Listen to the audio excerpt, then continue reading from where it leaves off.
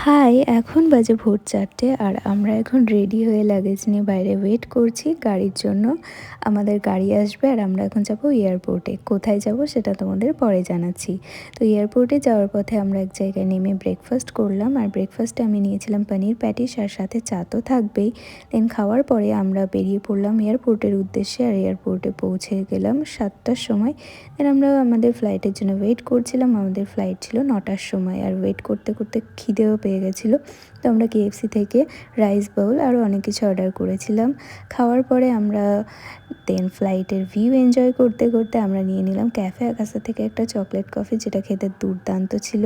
দেন পৌঁছে গেলাম আমাদের ডেস্টিনেশন পুনেতে, আমার ফুফুর বাড়িতে। আমাদের ভাইয়া আমাদের রিসিভ করতে এসেছিলো।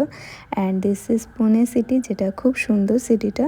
তো আমরা আমার ফুফুর বাড়িতে পৌঁছে যাওয়ার পরে সবাই এতটাই টায়ার্ড ছিলাম যে কেউ চেঞ্জ না করে বসে পড়েছিলাম গল্প করতে করতে। অনেক দিন পর যেহেতু সবার সাথে দেখা হলো, তো খুব ভালো লাগছিল। So that's it for today, see you in my next video.